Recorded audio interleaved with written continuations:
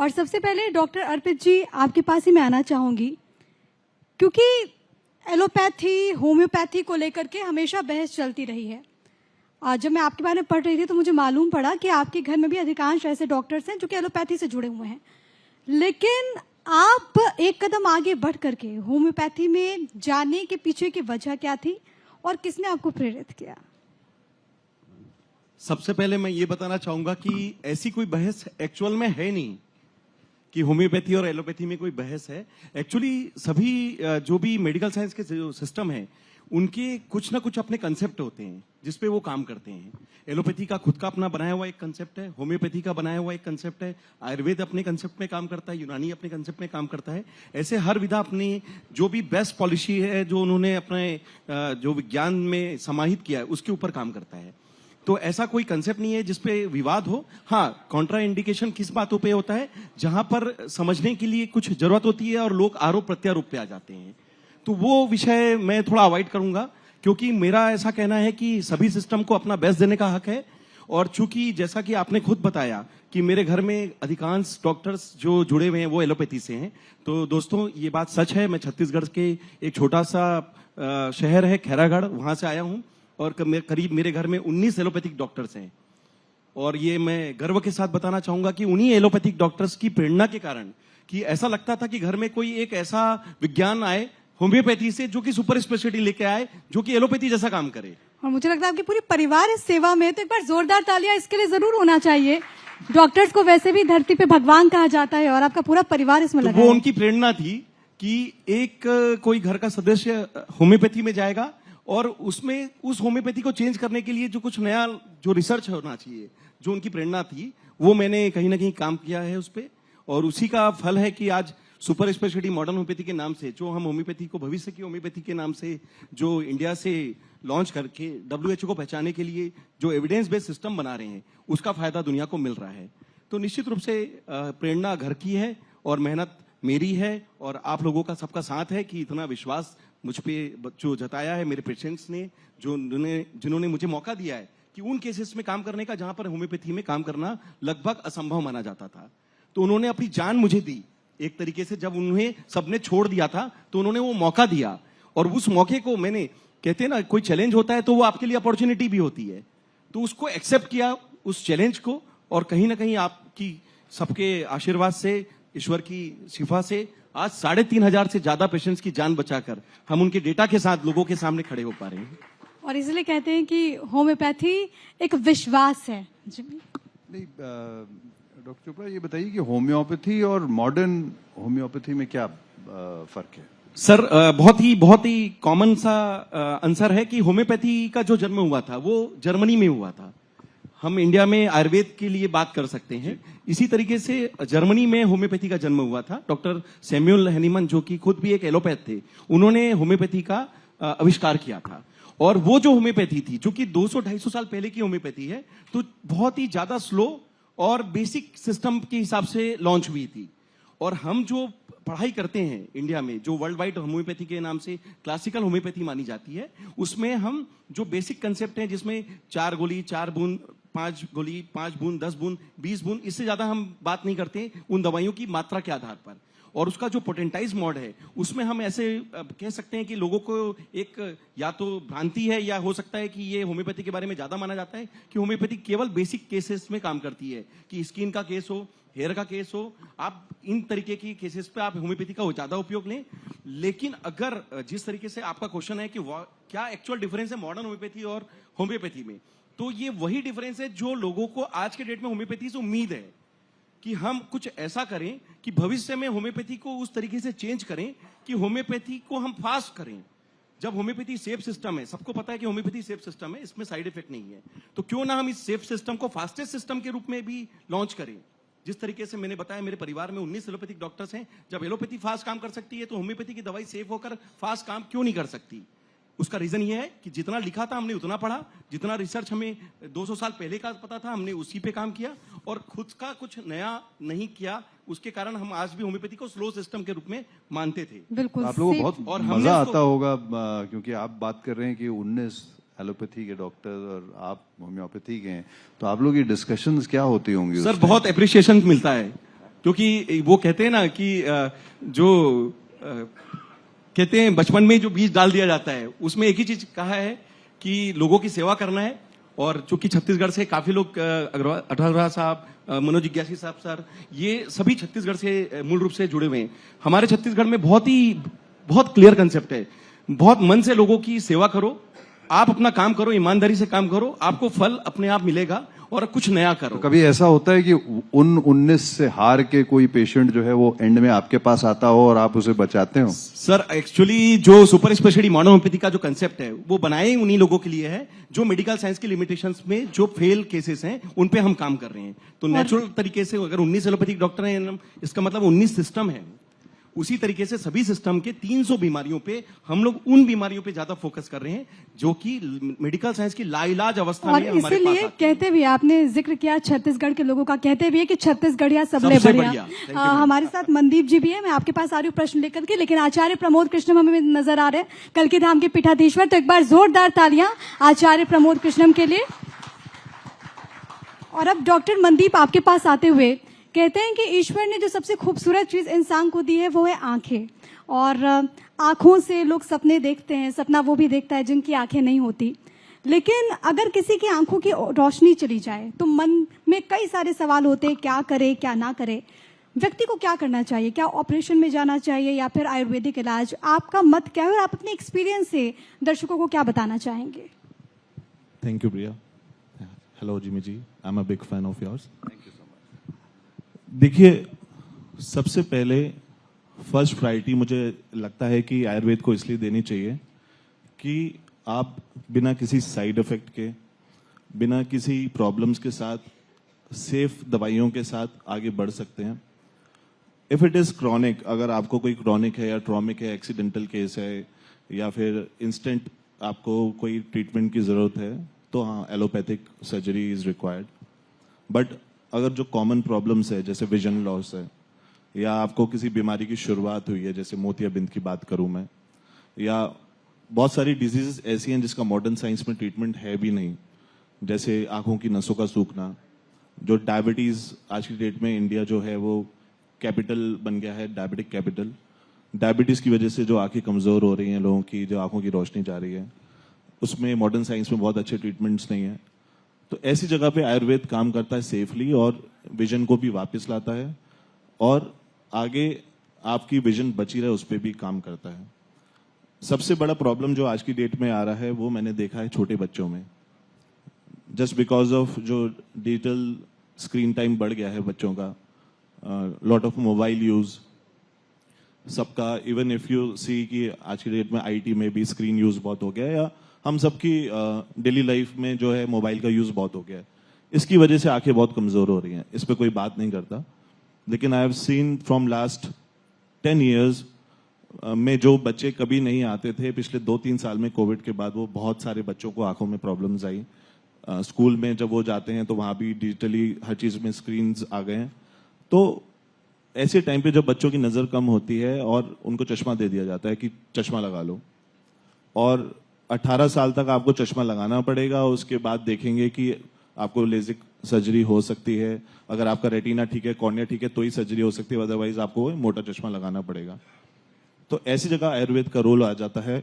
और हम बचपन में ही अगर आपको पता लग रहा है कि हमारे बच्चे की नजर कमजोर हो रही है, तो हम उसकी नजर को वापस भी ला सकते हैं और उसको चश्मा लगाने से बचा भी सकते हैं और प्रिवेंशन भी कर सकते हैं, क्योंकि अब डिजिटल स्क्रीन यूज जो है वो तो खत्म होगा नहीं।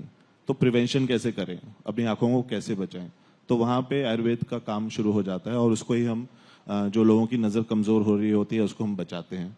ऐसे ही मोतियाबिंद की बात करूं तो हमारे हिंदुस्तान में सबसे ज्यादा जो है वो मोतियाबिंद के केस हैं।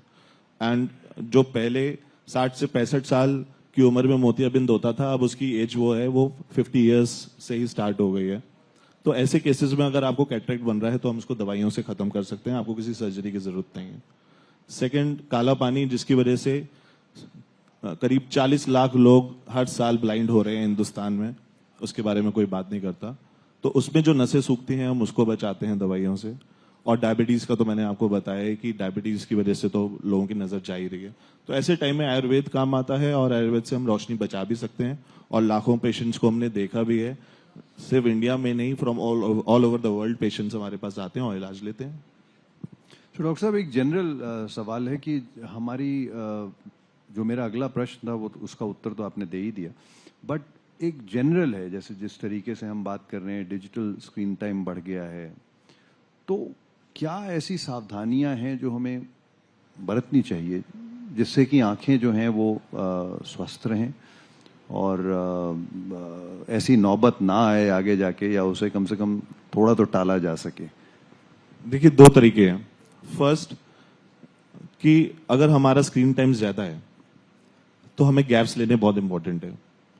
आपने देखा होगा कि आप लगातार 4-4, 5-5 घंटे आप लगातार स्क्रीन पे काम कर रहे हो, उससे सबसे मेजर इशू जो आता है वो ड्राइनेस का आता है इसमें, क्योंकि जो हमारी आंखों का ब्लिंक रेट है वो 40 से 50 बार होता है इन अ मिनट, और लेकिन जब हम स्क्रीन पे कॉन्सेंट्रेट कर रहे होते हैं तो वो 3 से 4 बार ही रह जाता है। इस वजह से हमारा जो नेचुरल लुब्रिकेंट है आइज का वो बनता नहीं है और हमें ड्राइनेस की बहुत मेजर इश्यूज आ जाते हैं। ऐसे टाइम में अगर हम ब्रेक्स लें बीच में और अपने ब्लिंक रेट को ठीक करें, ब्लिंक करें 30 to 40 टाइम्स, और दूर का डिस्टेंस का कोई भी ऑब्जेक्ट 20 सेकंड्स तक देखें, इसे मैं 20-20-20 फॉर्मूला भी कहता हूं, तो इससे क्या होगा कि आपको ड्राइनेस के इश्यूज नहीं आएंगे, पहली चीज। और जब हम दूर का डिस्टेंस की कोई भी ऑब्जेक्ट देखेंगे तो फार और नियर विजन जो एडजस्टमेंट है हमारी आई का वो ठीक रहेगा। सेकेंड, प्रिवेंशन के लिए देयर आर सम मेडिसिन, जिससे जैसे हम भी दवाइयां बनाते हैं, उससे क्या होता है कि पेशेंट जो विजन लॉस होने भी वाला होता है तो उससे वो प्रिवेंट कर देते हैं, और प्रिवेंट बहुत लंबे टाइम तक कर देते हैं। अगर आपको ऑलरेडी चश्मा लगा हुआ है, हाई नंबर्स हैं आपको, तो उनके लिए बहुत रिस्क है, क्योंकि उनका रेटिना कमजोर होता है और रेटिना कल को गिर भी सकता है, जिसे हम रेटिना डिटैचमेंट कहते हैं। तो अगर आपको बचपन में कोई चश्मा लग गया है और हाई नंबर्स आ रहे हैं तो आपको अपने रेटिना का टेस्ट कराना चाहिए। और तो मैं सब पेशेंट से ये भी बोलता हूँ कि अगर आपकी नजर कमजोर है तो सिर्फ चश्मे की दुकान पे जाके चश्मा मत बनवाइए, just go to eye specialist and get yourself test. क्यों? क्योंकि बहुत सारी ऐसी बीमारियां हैं जो पता ही नहीं चल पाती कि पेशेंट को हो रही हैं। It can be retina problem, आपकी ऑप्टिक नर्व में प्रॉब्लम हो सकती है। अगर आपकी फैमिली में आपके मदर फादर को चश्मा लगा हुआ है, वो हाई मायोपिक है, तो आपको चश्मा आ सकता है। ऐसे टाइम पे अगर सही टाइम पे बच्चे को अगर हम देख लें तो उसको विजन लॉस से हम बचा सकते हैं, मेडिसिन से भी और प्रिवेंशन से भी। ये आपने बहुत अहम बात, प्लीज। और ये डिजिटल डिवाइसेस जो होती हैं जिसपे हम लोग 24 घंटे लगे होते हैं, इनके लिए क्या ये ब्लू आई प्रोटेक्शन जो ग्लासेस हम लोग पहनते हैं, क्या इसका कोई फर्क पड़ता है? इससे कोई फायदा होता है? नहीं, ये मिथ है, ये कुछ भी नहीं होता है ऐसा। It just a branding and marketing होती है उसकी, बट उससे कोई ऐसा फर्क नहीं पड़ता है आंखों में। मुझे लगता है कि जो दर्शक भी आपको सुन रहे होंगे, जो मन में जो सवाल चलते हैं ना, उनको जवाब मिल गए होंगे। Doctor Arpit, coming back to you, क्योंकि आप WHO में मॉडर्न होम्योपैथी की नई पहचान बनाने की भी कोशिश कर रहे हैं, ये आपके जरिए गेम चेंजिंग में किस तरीके से कार्य कर रहे हैं? जैसे कि गेम चेंजर का मतलब ये होता है कि कुछ नया करना जो गेम को पलट दे। जैसे कि सर सूर्यकांत ने कैच लिया और हम वर्ल्ड कप जीत के आ गए, तो वो गेम चेंजर इवेंट था। तो उसी तरीके का मैं होम्योपैथी से वो कोशिश कर रहा हूं कि होम्योपैथी को हम पूरा बदल दे और इंडिया से गेम चेंज करने का काम शायद मेरे परिवार की प्रेरणा से आप लोगों का सबका साथ है तो मुझे मिला है। हमारे इवेंट का भी और नाम है पूरी गेम कोशिश है चेंजर्स। कि WHO को एविडेंस बेस्ड सिस्टम 3,500 आज के डेट में 3,500 जितना आगे बढ़ेंगे जुड़ते जाएंगे, कड़ी जुड़ती जाएगी। पेशेंट्स के सक्सेसफुल डेटा, कैंसर के फेल्ड केसेस जो स्टेज 4 जिन्होंने बिल्कुल उम्मीद छोड़ दी कीमो रेडिएशन सर्जरी के बावजूद, उनको जो खड़ा किया गया है बिना कीमो रेडिएशन सर्जरी, आज भी 9-9 साल से जो चल रहे हैं हमारे साथ हैं, आज भी खड़े। 9-9 सेंटीमीटर की गठान हमने डिसॉल्व की।